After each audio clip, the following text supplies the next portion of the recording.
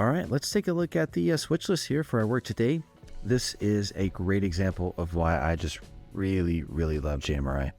I have spent a lot of time setting this up, but a couple of things I wanted to highlight. Obviously, we've got our locomotives in ST60, ST40-2. We're picking up in House 1, and I did kind of redo the house tracks here in U Springs. Definitely like the way I have them now a lot better, even though it's still not exactly what I wanted. I didn't really have enough space, but much better setup. And then here's something that's awesome. All of our cars are waiting for us on track 6. There are more cars on track 6 than what we are taking, so we do have to do a bit of switching. But the cars on the switch list are blocked for us in the order that we will encounter the work needed for that industry or location. So the nice thing about this train, this is a way freight from Hugh Springs to Diana, and then it returns.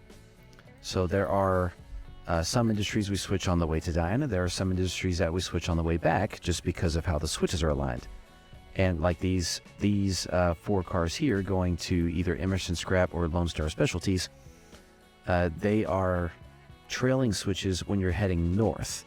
And so we're not going to switch them when we're heading south. That wouldn't make any sense. So we take these cars with us, and then when we're done in Diana, we pick up some new cars and we come back, and then of course we still bring these cars with us. But what's great about it is if you put the cars in the order it's given on the switch list right here, then you will have your train properly blocked in order to get all your switching done in a nice and orderly fashion. Now, on this particular train today, we're not going to worry about blocking our train, because on the branch line to Longview, there's never more than 2 trains on the branch at any point in time, and the control point where they would meet each other is Diana. So pretty much we've got the entire railroad to ourselves. I might throw us a nice surprise and bring a Union Pacific train in, but the Union Pacific train doesn't really have any work usually. So, but also another thing here that's awesome is you'll notice this is final destination and track. So destination track tells us where we're going to take the cars today on our train. The final destination tells you where the car is eventually going to go. And then, that will be with the move from another train. So we're going to drop cars off at, track 1, for example, but then the next day that we run the train, we're going to take those same cars and move them over to track 2 because of the way this industry works. This industry receives steel and plastic pipe, it unloads them, does pressure tests on them, makes sure they're good, and then loads them back on the cars to be shipped out. Notice here for, let's see, what is this? The builder supply, we don't have a final destination. That's because the box cars that get delivered here are always empty, and we put them in a pool. And so essentially, as soon as these box cars are emptied, they get picked up and they can go anywhere that the railroad needs them, anywhere that needs to load a box car. And so that's why it doesn't give you a final destination, because it doesn't know where they're going to go yet. In fact, it won't know until we pick them up. And so that's a nice little feature. All these guys are your block for Diana, so we're just going to drop them off in the yard in track 1 and track 2. Depending on your yard crew, they may not actually make you do the sorting yourself. They might just let you drop them off and get on your way. We'll see what happens. And then, of course, our return cars. So the other nice thing about it is I do have it broken down by location. So when we get to Love the first time, there's the 3 cars that we are picking up. There is 2 cars we're setting out. And then notice there are 2 cars here that we're moving. They're moving from track 1 over to track 2.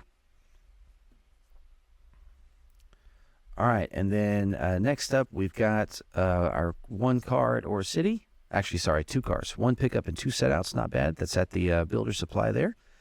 And then we get to Diana. And obviously, I kind of ran out of space over here. That's why it printed the second line. But for us, in this case, we're just leaving all these cars in the yard, so it doesn't matter. And then we will have some pickups here in Diana, so they're all on track 3 and 4. Notice how they're kind of more or less blocked in order for us again. And that's because if we care, we can see which track they're going to in Hugh Springs. So all of these cars are either going to be going to Dallas or to Shreveport. Now, some of the cars that we bring with us might eventually go to Longview. For example, these 2, they'll eventually go to Longview. Well, the train that we're driving today doesn't go to Longview. It just goes to Diana, and then it heads back to Hugh Springs. There is a different situation that will get your cars over to Longview, and that's running on the UP interchange. So we're not running that train today, maybe another day. Then notice here it tells us there's no work at Ore City. That's because the switch is facing the wrong way. But then here are our pickups and setouts in love the second time. All right, working Lone Star Specialties and Emerson Scrap. This is a tar plant, and this is just a typical scrap facility. And then, of course, when we get to Hughes Springs Yard, we drop all our cars off either in the westbound and the eastbound track to get picked up by the through trains. And then that is going to be it. So I just wanted to spend a little bit of time today talking about this because this really has a lot of different features that JMRI offers, and they're just so amazing. So I hope this 5.5 minute segment didn't really bore you that much, but let's definitely get to the operations. And one last thing, notice here, we're putting a few cars on track 8 for UP. Those are those cars that are going to go back to Longview. So, all right, I'll see you guys out there on the high iron.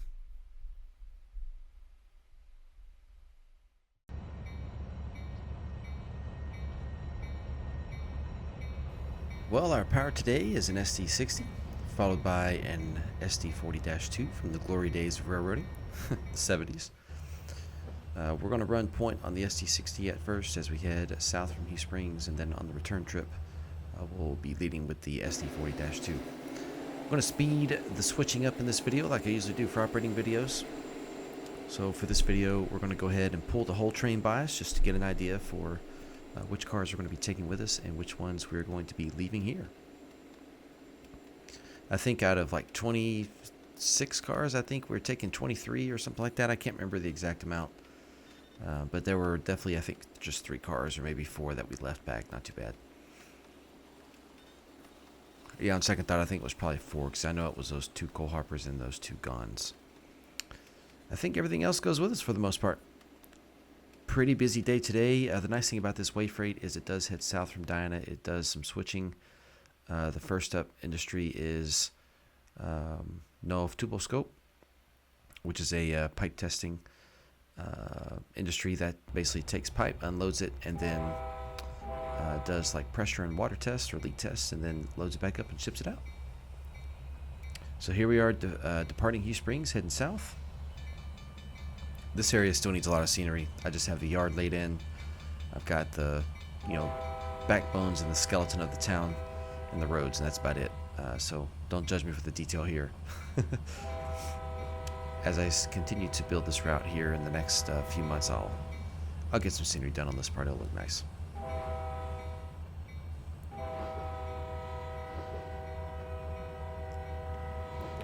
This train does terminate in Diana, and it turns and then heads back to Hughes Springs.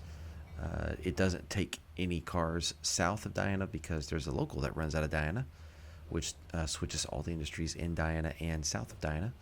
If you have not yet watched the operating video on the KCS Greenville sub, I would recommend you check out the playlist and go watch the first video. The first operating video was of that Diana local, which runs from Diana south to Judson and then back. Switches everything along the way. The only other train that is eventually going to exist on the branch line here is a UP interchange train that comes from Longview up to the yard in Hughes Springs and then returns. So there are those tank cars in the background. That is Lone Star Specialties. That is a tar plant. In real life, it's an actual tar industry at the major steel mill that was owned by U.S. Steel, called Lone Star Steel at one point. But eventually that plant has been closed down so many darn times, can't even remember if it's open or closed. But I do believe it has been closed for the last several years. I would not be surprised. That was the mill that my grandfather was a foreman at long time ago when they still had a blast furnace. At least that's what I was always told, if I remember correctly. Here on the right is the Nov Tuboscope. So this is where we're going to do a lot of our first work, and I'm going to speed this part up as well, just because there is so much switching to do. Essentially what happens here is you bring in loaded cars of pipe, either plastic or steel. You put them on the first track right here where we're switching, and then you grab empty cars off this first track and you put them over on the second track where they get reloaded. And then any loaded cars on the second track that we take with us, we of course grab them and take them out of the industry. So this one can be a bit of a mess, as in the case today, we did not have our train pre-blocked before we left Hughes Springs Yard. And so we have to do all the switching out here on the main. And it kind of always comes down to just what part of the railroad is busy for that day. You know, on any given day on this entire branch line, you're going to see 3 trains. So that gives you plenty of time to get some switching done on the main. There's really not anyone you need to get out of the way of. Whereas on the main line of Hugh Springs and the yard there, there's probably going to be 4 to 5 trains a day come in to service that yard. Actually, no, there's 6 or 7 trains each day that come into that yard. And so that yard's going to be a lot busier. And so it would make sense for the yard crew to be like, hey, just get your train out of my yard, get on your way, and, deal with all the switching yourself. So that's clearly what we did this time. Looks like we might have to take the yard crew out to some free lunches sometime, so they'll be a little more incentivized to do some of the work for us next time. One thing that we also do here at this industry is there's a siding there to the left you can see, and typically what that is used for is setting out any cars that are going to be delivered to either Emerson Scrap or Lone Star Specialties, which is what we're currently doing right now. We're getting the tank car set out.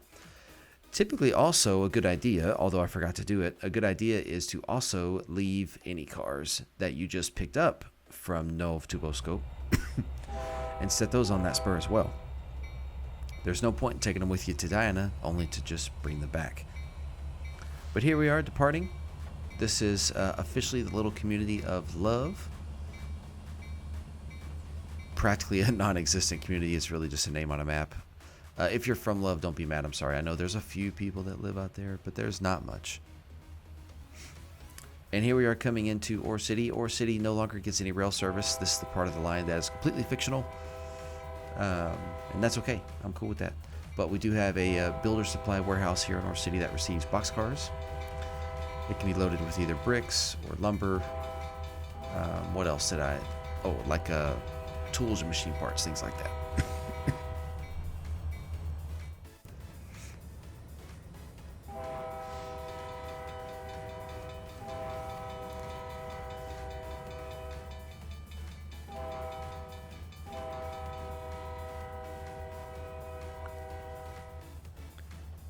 Since this is my first time switching some of these industries, we are going to go back here and grab all the cars and get all the cars that are going to be set out in the back, just because that's kind of the general rule of thumb for the most part, is that cars that get set out will be the last ones to get picked up. So for the most part, we're going to switch that way. So here we are putting the cars that are staying, we're putting them back, and then the switching in Ore City is done. And so now we flash forward to our trip into Diana. You can see the Diana yard crew there in the engine track, just sitting idle. On a good day, the yard crew here would have already built our outbound cut for us and blocked it if need be. The nice thing about the switch list that we're given is that it tells you where the cars are eventually going. And so, yes, while the crew here knows they're going to Hugh Springs Yard, they have the time, especially more time than the yard in Hugh Springs itself. And so the yard crew here can take that time to block the train for us. However, we beat them to the punch today, and they don't have that done. So we're going to have to do the switching ourselves. So therefore, we're not going to worry about pre-blocking the train. We're just going to sort the cars that are going to go with us and leave all the other cars behind. I did realize just a few minutes into shooting these clips that I actually took a car with us I wasn't supposed to. So eventually you'll see me, the blue SSW cotton belt box car eventually will get shuffled around a bit because I realized that I didn't actually want to take him with us.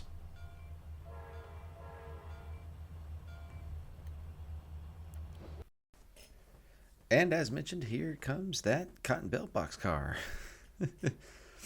So notice we did sort him to the outbound tracks, which are the 2 tracks closest to the camera. And eventually we will sort him back onto the inbound tracks, which are the 2 tracks to the left there. Not the main and the siding, but where those coal hoppers were. Yeah. And I do have it, of course, sped up again for the switching maneuvers. Boy, if we switch things this fast, that would be a dangerous day on the KCS now, wouldn't it? Almost there. Those guns actually are going to have to wait for next time. One thing that I do consider, and I am thinking of, is when the UP train comes up from Longview, I am thinking about allowing it to pick up some cars here in Diana that it would take to Hugh Springs Yard in case there were some that it needed to ship out. And the reason I'm thinking about that is because typically that UP train probably won't have a lot of space in its train to do so, but if it ever does, it'd be nice to have it pick up a car or two to just kind of help get some more car movement going. This way freight here, I could run it multiple times a day, but there's really no point. There's not really that much traffic that goes in and out. Plus, I would like for the Dyna yard to be mostly full for the most part, about half full on a given day. But, if I do have a day where I notice this yard is extremely full, I'm definitely willing to consider, running a couple of extra UP trains if I need to try to get some more cars specifically out of the Dyna yard and up to Hugh Springs. We'll see as I run a few cycles of operations, kind of see what all happens. I'm planning on, I think it was 18 trains that I counted that would need to be run for one cycle, so that'd be lots of fun. You get like 4 or 5 operators, and that's essentially 4 trains a person before you get through the whole cycle. Sorry, I still got this little wheezing cough going on here. All right, so now we're heading back through Ore City on our way north now, north to Hugh Springs. That's why we're running with the ST40-2 up in the front. Most of these 2-bay covered hoppers are empty. There are a couple that might be loaded, but for the most part, they're empty. They mostly ship in loads to the cement plant. You might have an occasional one that's loaded with cement to be shipped out.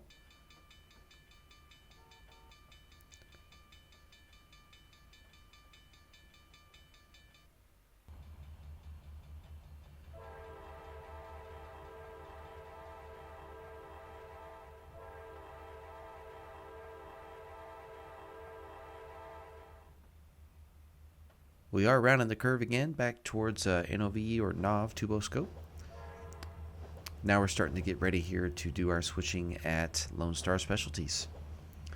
And as is the usual punch, we're going to roll at fast speed, and we're also going to pull all the cut so that we can get our setouts in the back. And then we'll do a little bit of shuffling. We're also going to do some kicking on this, so take a look at that.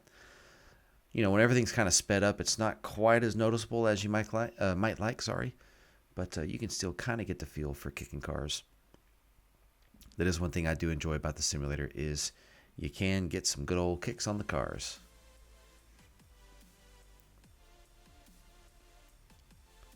And there we go.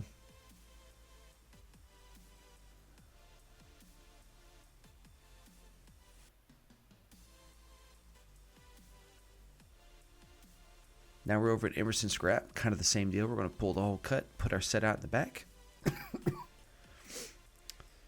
And then we kicked all 4 cars, actually. The 2 we put back, the 1 we spotted, and then also the 1 that we're taking with us. So this is where this particular crew would tie up. We bring it into Hugh Springs Yard onto track 1, which is essentially the siding in Hugh Springs. It is long enough to hold a 2,500-foot train to scale, which is nice. It is also going to have some signaling on it since it is technically a siding, so the dispatcher can see the CTC board there, can see what's on this siding. But it does still technically also count as the RD track for the yard here. There's not really a lot of traffic that would need to stop in Hugh Springs. Most trains just go right through. There is a big siding over to the east in Avenger, and then there'll be a big one to the west out in Winsboro. So there'll be other places where you could have meets of really long trains. But I wanted to go ahead and just take this opportunity to say thank you for watching. We're going to go ahead and get our power put up in the house track, and then we'll finish up here with a look at everything once the cars have been sorted by the yard crew. So if you like this video, please leave a thumbs up. Make sure to subscribe if you want to see more, and I will catch you guys out there next time we have some good stuff going. Thanks as always. We'll catch you guys out there another time. We'll see you later.